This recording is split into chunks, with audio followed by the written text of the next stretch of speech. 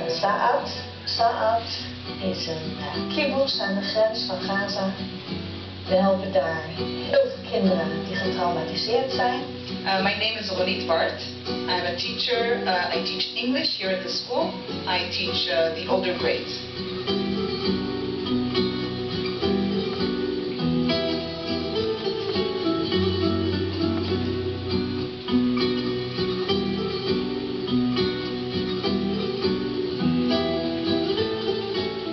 We are 3 kilometers away from the border, aerial kilometers, which is very close. We have 410 students here at the school from 1st to 9th grade, and sometimes it's easier, sometimes it's not. Our kids have been under attack for the past 18 years, pretty much. And here at the school we try to help, and also we try to make the kids strong before the attacks. We try to make them strong and able to cope with the situation, so that when and if there's a war, when and if there's another attack, they will be able to handle it, they will come out of it relatively healthy. Let me go back, and I'll start by talking about what we do before the rockets, because we know that we are in a dangerous area. Our kids from a very early age, we take preventive measures. They have lessons that teach them how to handle a stressful situation. Things like singing songs and making sure that they're safe, and also finding a safe place within their bodies, finding a safe place to help them cope. That's at a young age.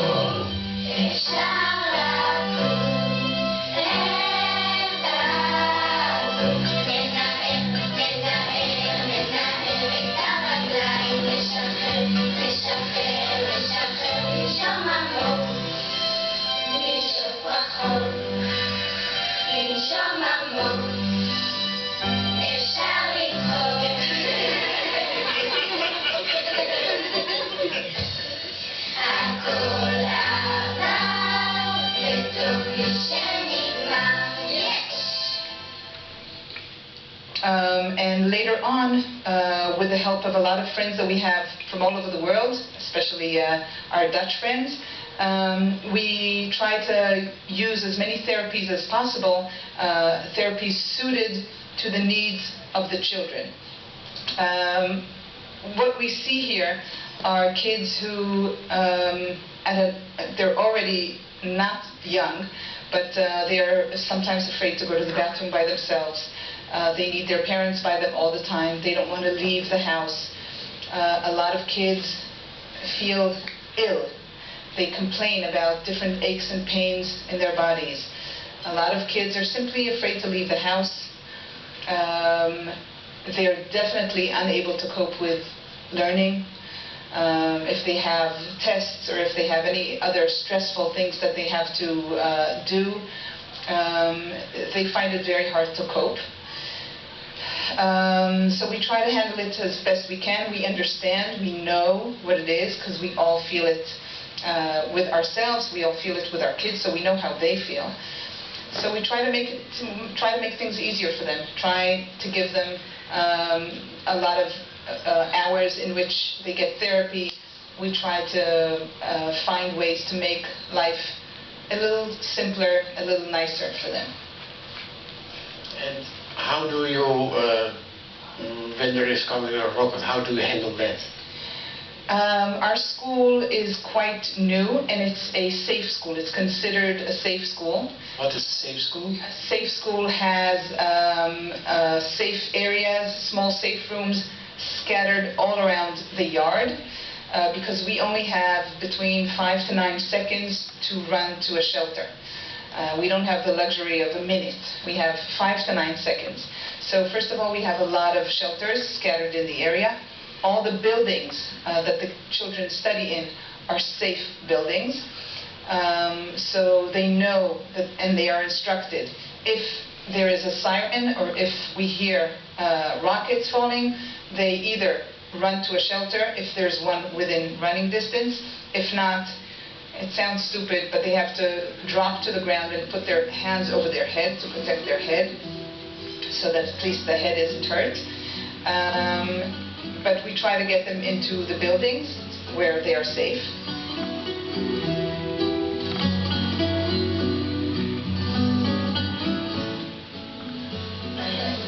This is dus also a shelter? It's a shelter. These are special vents that allow only filtered air to come in. Oh, this and over there and over there. And the Okay. windows are very, very heavy-duty windows. Okay. And we open. And we have.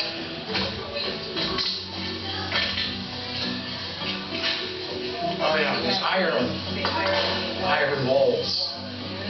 And those plates are for filtered air. filtered air for chemical attacks. Chemical and biological, at least that's what they say. Okay. Okay. And there's things that we do. We play games, we talk about their feelings. There's a circle of sharing that we do. And we try to stick to routines so that they know that after an attack, there's certain things that we do to keep them safe. The older kids have a job. Giving kids a job, a responsibility also helps them cope. So they have a responsibility after the attack is over to go to the younger kids, find out if there are any kids who need more help than what the teacher can give at the time. They make sure there are no kids in the shelters outside in the yard. We turn them into adults. They turn into adults here very fast because they have to. That's what we do. And then the teachers will pass on if there's kids who are experiencing severe problems, then the teachers will pass on their names to our social workers or our psychologists, whoever is here, and these kids will be taken for treatment, for immediate treatment. It's something that needs to be done right away. And the rest of the kids, we try to keep things as light as possible, but they have a support system here. The parents immediately are notified. We tell the parents not to come, because if parents take them home, then that means they don't get treatment right away. We try to keep them here so that they're taken care of. That's how we handle it. You live here around? Yes, I live in the kibbutz. I live 5 minutes away. I've raised all my children here. I have 4 children. Most of them have reacted very well to the situation, although they've... Do they have traumas? Yes. I'll start by talking about my oldest daughter, who is fine, took it fine, but I think it really gets to your heart. You feel how abnormal the situation is when my oldest daughter was about 7 or 8, and my younger daughter was a baby in the crib. She was coming home. I was standing in the doorway watching out for them, and she was coming with my younger daughter in the crib, in the stroller. And as they were walking home, a siren started, and they were not within running distance. So this 7-year-old child stood with her body over the baby, 7-year-old child, protecting a baby in a stroller. because she knew that she had to protect the baby. She wasn't thinking about herself. She was thinking about the baby that needed taking care of. That tore my heart out. Not enough to move, because I think that it's not safe in many places around the country. And this is my home. But most of my kids have taken it well. My youngest, however, is considered traumatic, has post-trauma. He's a very sensitive child. And so for a while, he was taking antidepressants because we went to a psychiatrist after seeing a child who says at the age of 7 or 8, who says, "What's the point in living?" or "My life is worth nothing." That tears your heart. So at that point we realized something was seriously wrong and he needed treatment. And the regular things weren't working. So we started, for a while we worked with antidepressants.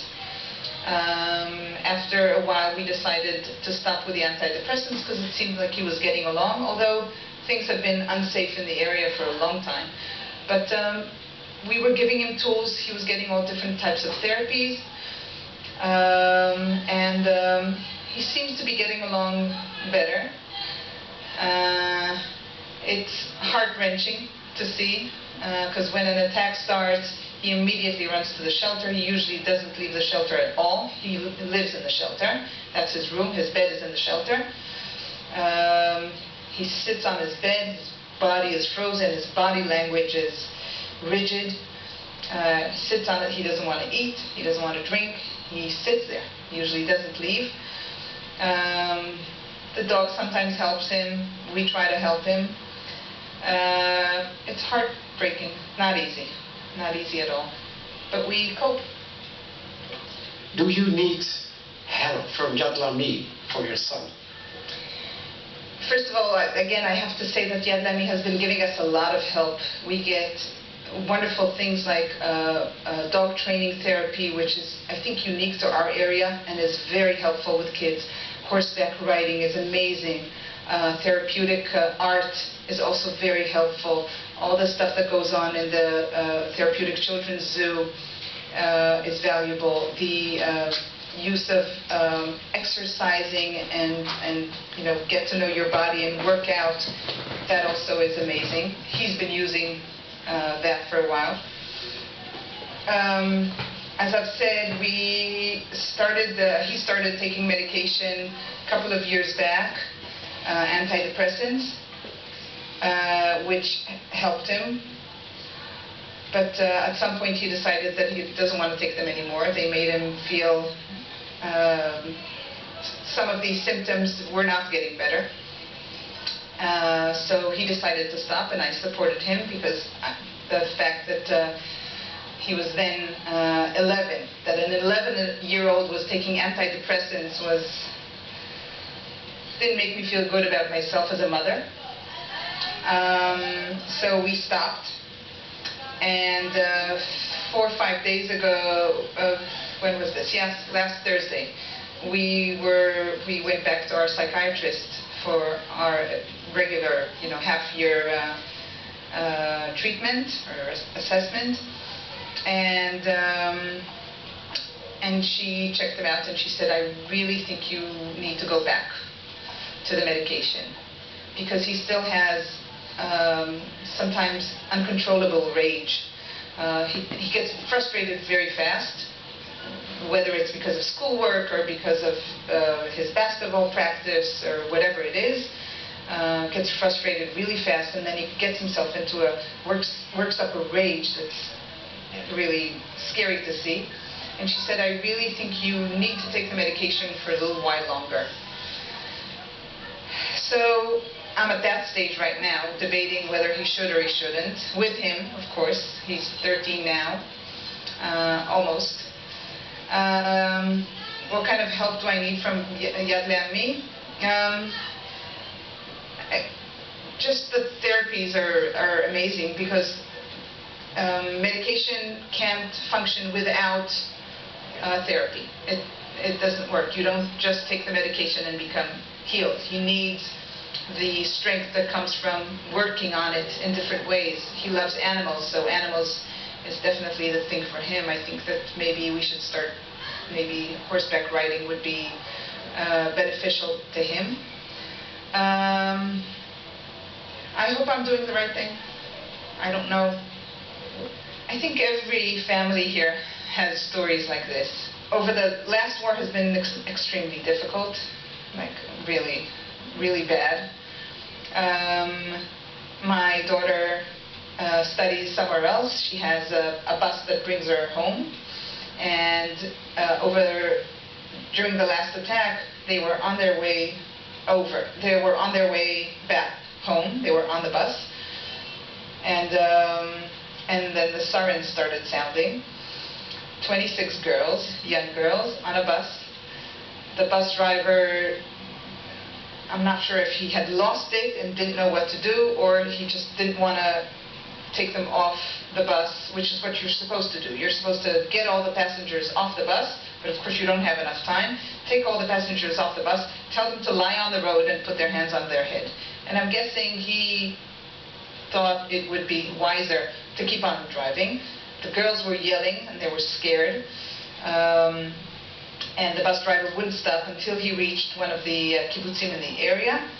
He told them to get off the bus, and they got off the bus straight into a shelter that was right outside the kibbutz. They went into the shelter, and they sat there for a better part of an hour until somebody could come get them, because nobody could come get them, because we were under constant attack. There were over 400 rockets, and the sirens kept coming. So they were there for quite a while. Immediately they called the parents, and we were worried. At the time, I was with my youngest son at home, but I'm in charge of a group of lone soldiers.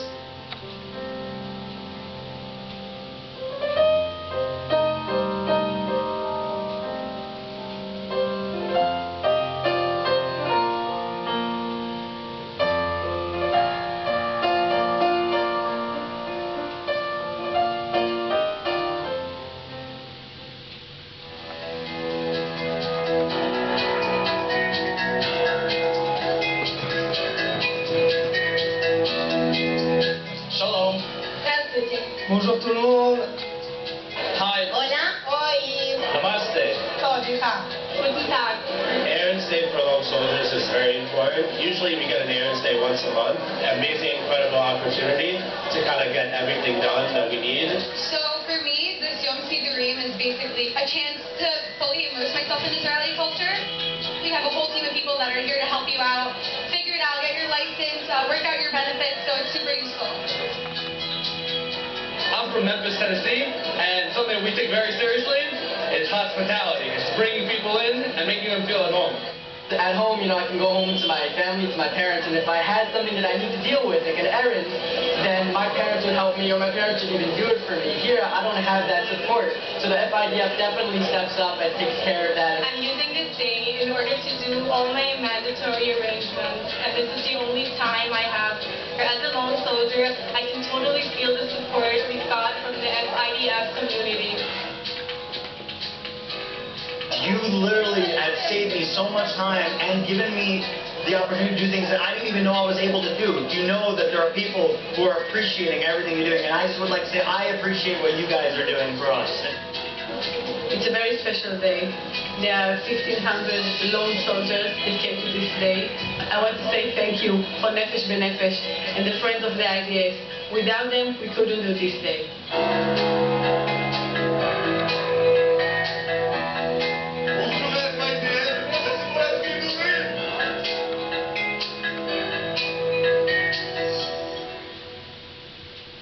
But I'm in charge of a group of lone soldiers, and at the same time I had 2 lone soldiers who were in Netivot, walking, doing their shopping.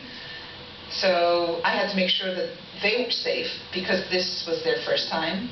I had another soldier who was on his way over from Tel Aviv. He was on a bus in the Ashkelon area. I had to take care of him. The roads were blocked.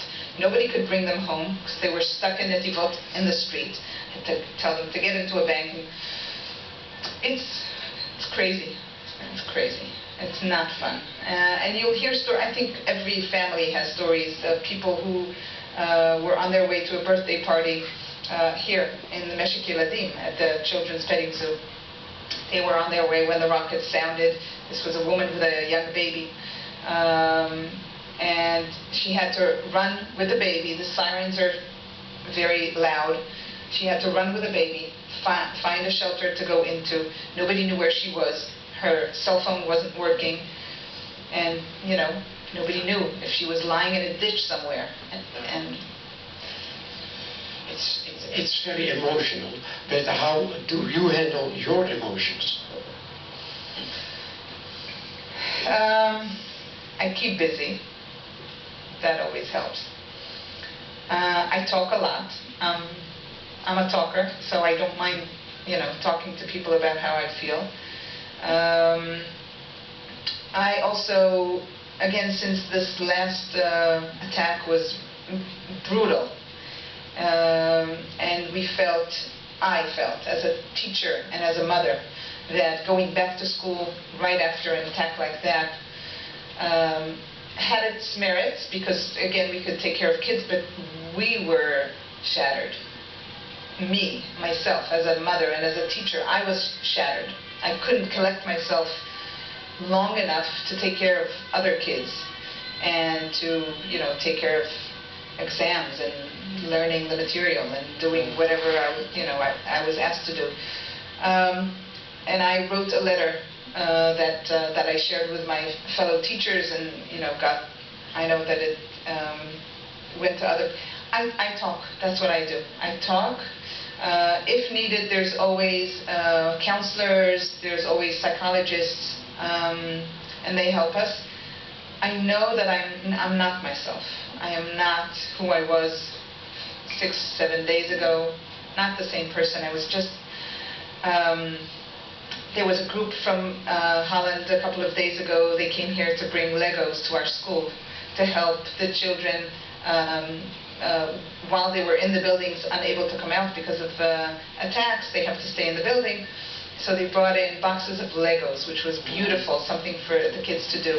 And we were talking, and I said, you know, us, the teachers, after an attack, we go back to work, and we help the kids, and we do what needs to be done. And after last week, I said to myself, you know what? Not true. Not true. We're also broken. We're also scratched. In Hebrew, there's a word, scratched. Everybody who lives in the area is scratched, has a scratch. We are scared of loud noises. Every helicopter that sounds in the sky, we immediately tense up and think, okay, what's happening now? What don't we know? What are we supposed to know? What's happening? Is anything bad supposed to happen? So everybody finds their own mechanism of coping. I think mine is talking. Doesn't solve everything, but... It's strange, but what's your dream? Wow. I'm able to dream right now. Okay, dream small. My dream is very small. Right now, I wish from my son, my own son, I know that it's impossible to heal. You don't heal from PTSD, really. But I'd like him to have an easier life. That's my small dream.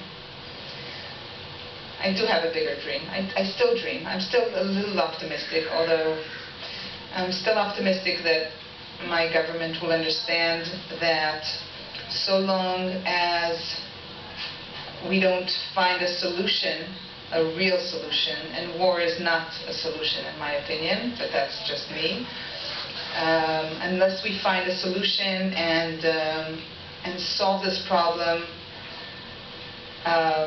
in depth,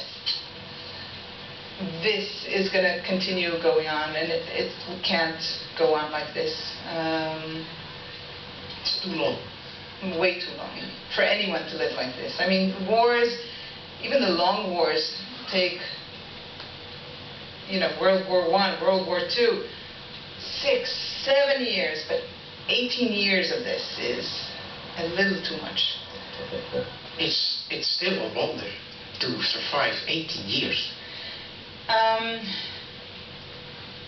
We're strong. We are strong. We get a lot of tools. We get a lot of help. We have a lot of people who help us and who love us.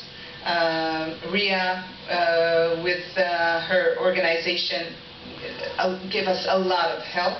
Yad Lami? Yad Lami. They help us with therapies. They help us with love and prayers. So that helps a lot. I think that's probably one of the biggest types of help that we can get. We also have our belief that Hashem, God, is with us. And there's a lot of things that we do as a community that help us feel strong. There's a lot of community projects, whether it's the young girls that Yad Lami is also involved with and helps out. We help 50 young girls who cannot live at home and have come from very difficult backgrounds. The kibbutz helps them out, and that's meaningful, and I think it gives us as humans, as Jews, as people who live in this specific area, it gives us strength to know that we're helping others and that we're not just onto ourselves. So that's a major part, and we're a strong community. We talk. If there are problems, we raise them. And again, we feel we get a lot of love. We get a lot of love from people all around the world, and that's also meaningful.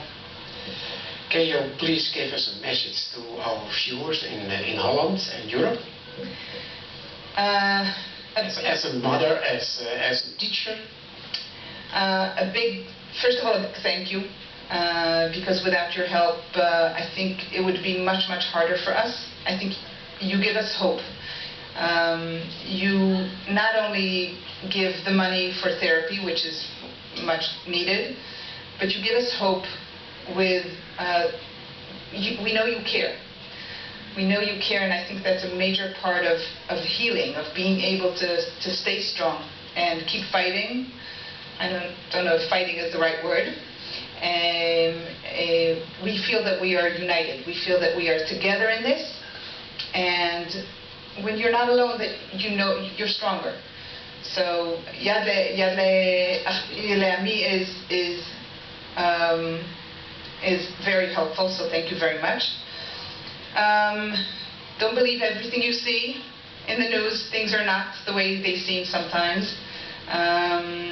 I think most people who live here and who study and work here don't want war. We don't want the suffering that goes on the other side. We don't want it to continue. We know that they're humans, and we know that they're people.